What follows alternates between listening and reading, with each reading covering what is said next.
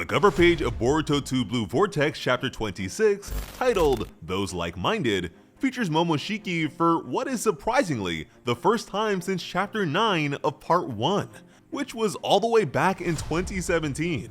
So at the very least, this is the first time that this form of Momoshiki has been on display. Things began inside the Uzumaki household with a delighted Himawari. Inojin had just brought her favorite honey, which is always sold out. She expressed her gratitude with a heartfelt thank you and a warm smile, which was exactly what Inojin wanted to see. From there, he took his leave and they both waved goodbye. But right after, the young Yamanaka noticed something strange, albeit very small.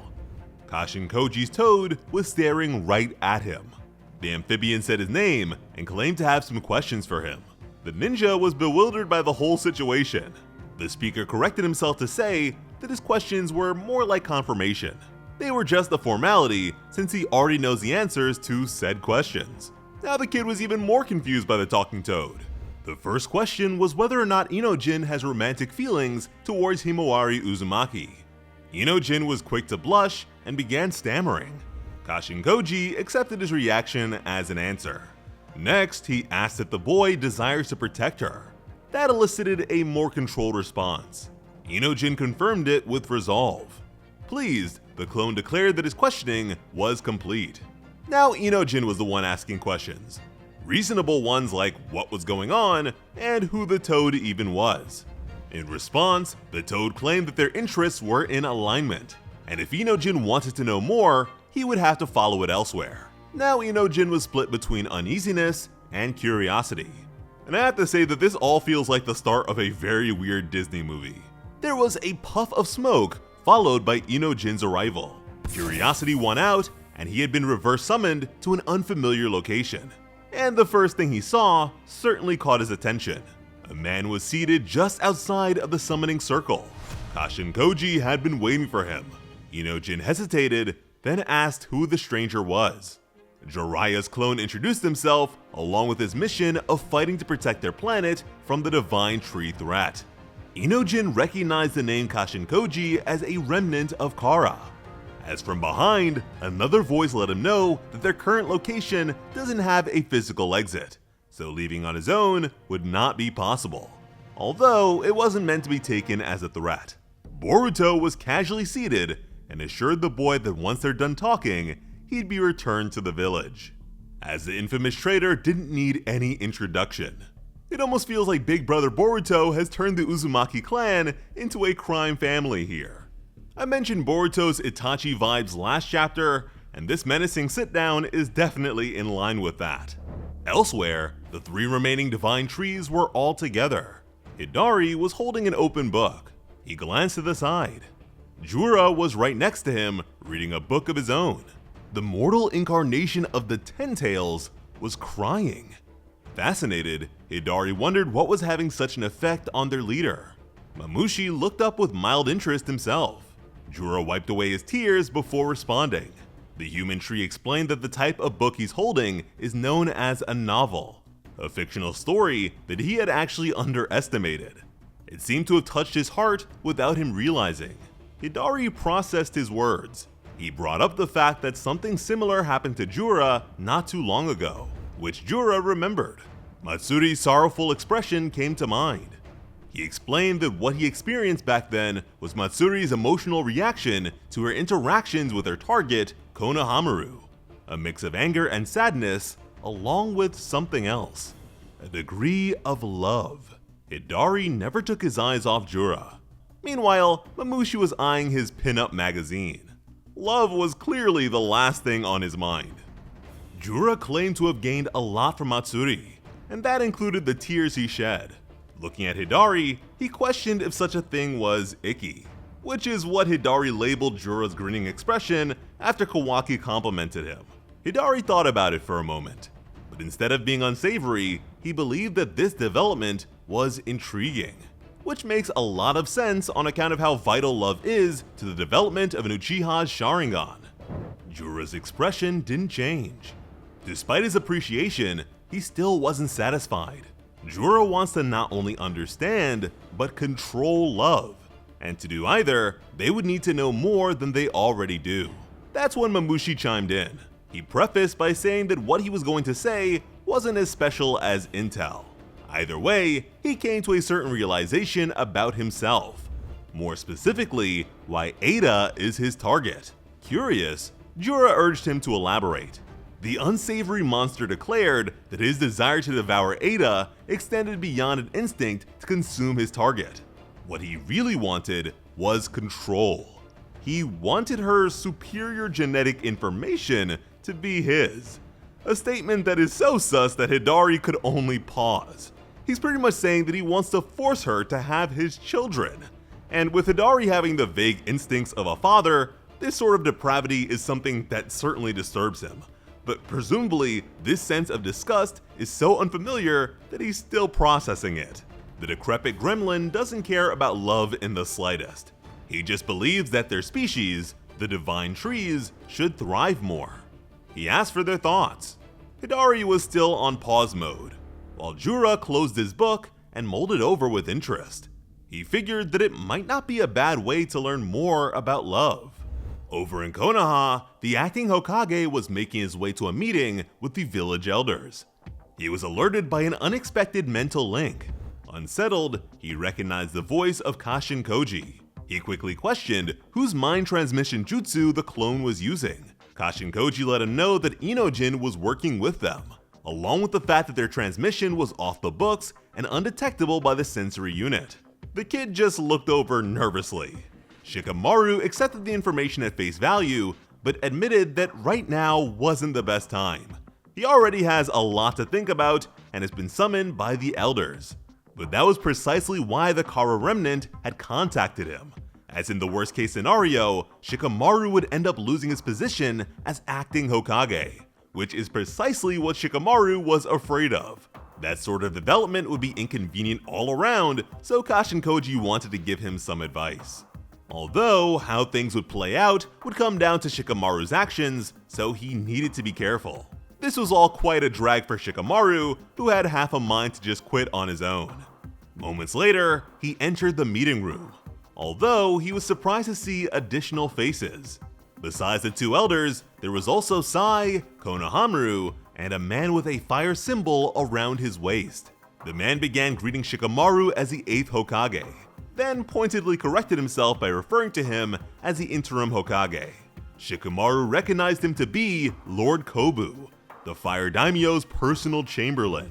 Koharu made it clear that the chamberlain had come in response to the Sand Village mission Shikamaru organized and executed without their consent. This was news to Konohamaru. Sai eyed his old friend, while Shikamaru remained silent. Lord Kobu claimed to be here as an observer. The Fire Daimyo had begun to question Shikamaru's ability to fulfill the responsibilities of a Hokage, especially since the continued existence of ninja villages were increasingly being questioned. Depending on how things go, they could be looking at far more than just budget cuts, and that gave everyone in the room reason to pause. Shikamaru shifted the conversation in the direction of the Divine Tree threat against both the village and the Land of Fire. He emphasized the fact that they're not dealing with enemies who can be negotiated with, that while working against these threats, they were able to gain certain information. As such, the details and ninja selected for the mission in question were based on that very information. Homura wanted to know more about this intel. Mentally, Kashin Koji reminded Shikamaru that he mustn't mention his ability to see into the future. Shikamaru hesitated before apologizing for being unable to elaborate. Homura was affronted by the refusal. Shikamaru tried to assure them that withholding it was for everyone's safety. But he did mention that the information itself was relatively uncertain. But unfortunately, relying on uncertain factors tended to be their only option on the front lines. So in this case, he chose to follow his gut and make use of the intel, along with the resolve to take full responsibility in the case of failure. Konohamaru was at a loss for words, but certainly acknowledges Shikamaru as the 8th Hokage. Sai silently eyed him.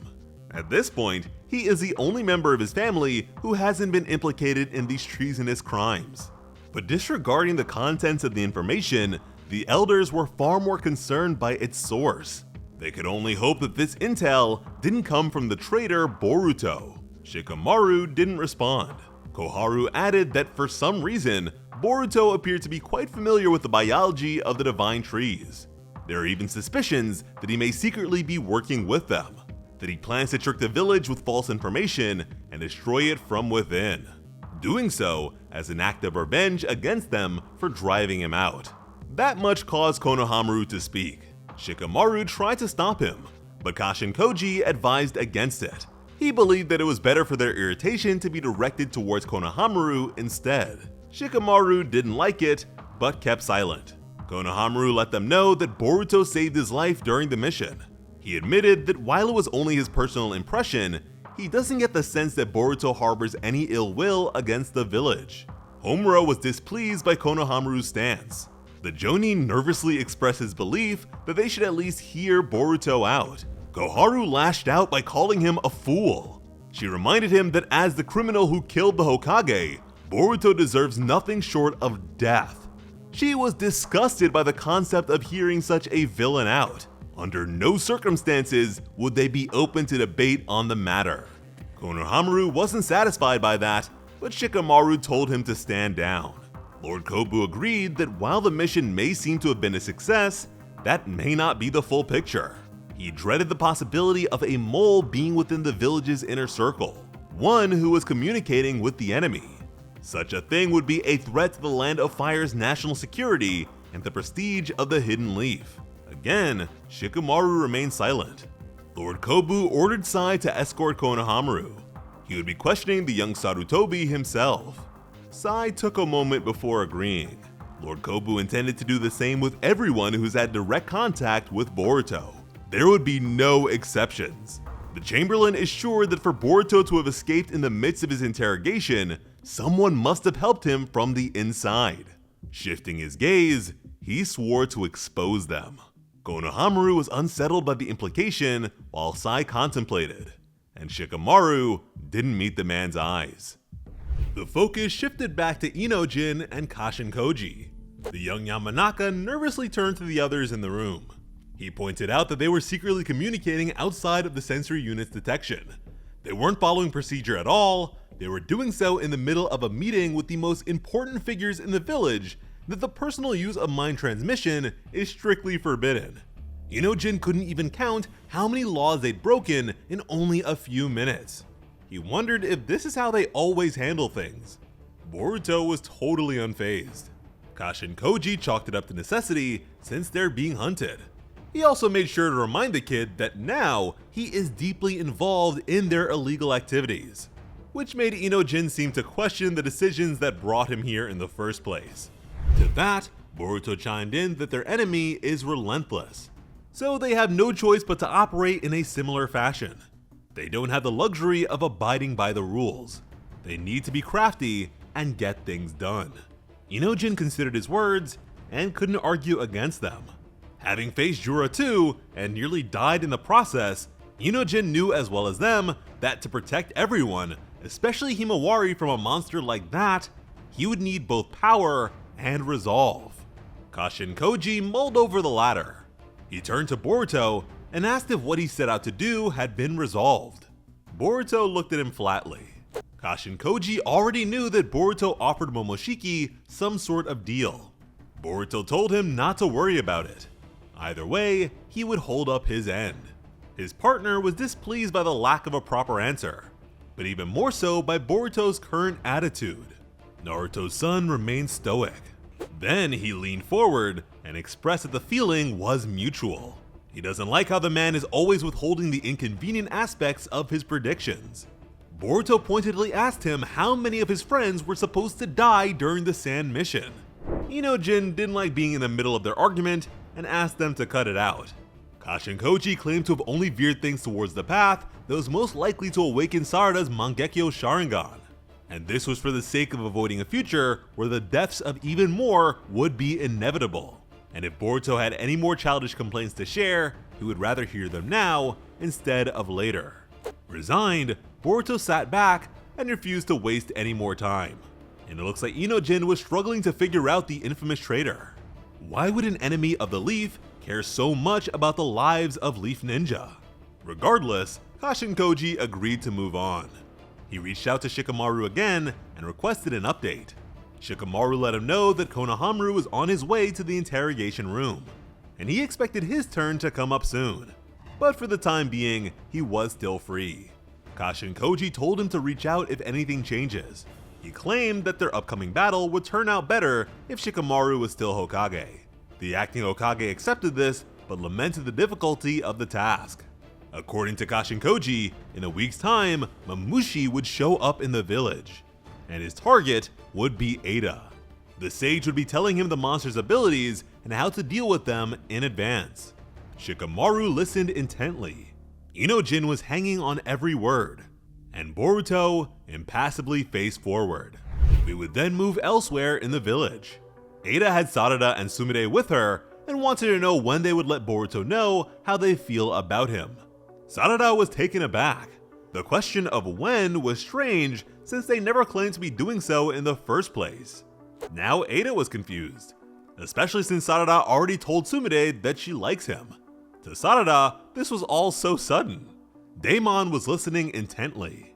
Holding a pillow tightly, Sarada was sure that her true feelings were the last thing Boruto needed right now. She didn't want to risk messing things up and making things awkward between them. Ada was displeased and hoped that Sumire's answer would be a bit better. Sumire hesitated. Blushing, she claimed that it all depended on the timing, but knowing her, she might just blurt it out at some point. Ada was excited and delighted by the prospect. If that's the case, then there is no way she'd be able to look away. Turning with a faint smile, Sumire was sure that despite her claims, Sarada is the same. The young Uchiha seemed to recognize the accuracy of her suspicion. Ada also had to agree on account of how Sarada did exactly that in the physical sense by hugging Boruto so suddenly. Although Sarada didn't like how that moment was being framed. Sumire added that in the end, Boruto's feelings were more important than their approach. And like Sarada said, for now, Boruto has way bigger problems. Sarada looked down as she thought about that. Ada took stock of them both. She apologized for souring the mood in advance, but on the subject of love, she had another question to ask them. The two girls looked at her. Ada was all but certain that somehow the two of them aren't captivated by her like everyone else. They both grew tense. Then Sarada shifted her gaze to the true threat. He was posted up with his hands in his pockets and one leg crossed in front of the other. Then Daemon looked right back at her with ominous intent. Sumire remembered Shikamaru's warning that their immunity needed to be kept a secret, especially from Daemon, because if Ada's charm doesn't work on them, then it means that they can kill her. If they're found out, then their lives would be in danger. And unfortunately, that is the exact situation they are currently in. Ada claimed that it's obvious since they're able to talk about liking someone other than her in front of her. Something that should be impossible. Sarada and Sumire exchanged a nervous glance, and Daemon was watching them closely. Then he moved. Sarada was on edge. She quickly activated her Mangekyo Sharingan, but Daemon leapt even sooner than that. He was behind them in an instant. Sarada's eyes shifted in his direction, but his hands were already wrapped around the backs of their necks. It was too late. Daemon was sure that Sarada tried to do something with her Kekka Genkai, but he assured her that whatever it was would be useless, at least if she died before being able to launch it. So these two are in a very dangerous situation here, and you can't really blame Sarada's performance here since she's dealing with one of the most powerful characters in this entire world. His ability is pretty broken, but with how wrapped up Ada is in their love lives, it's doubtful that she will be willing to have them killed here. There's also the question as to why they're immune. Something that I can only imagine is related to their affection for Boruto. She also has this whole Mamushi situation coming up, so she'll need all the friends she can get. And like we said with the previous chapter, the revolving theme with this story continues to be love. I'm very happy to see the villages standing with the land of fire being explored with this series. That was always an aspect of the world building with the previous series that I just felt was very lacking. The whole feudal lords thing was kinda just always there and they didn't really do anything, but now they have an active part in the story. And the fact that outside of these divine trees, the world is a little too safe to the point where they are questioning the necessity of ninja villages at all is very fascinating. We're getting to see the potential ramifications of Naruto's peace in real time.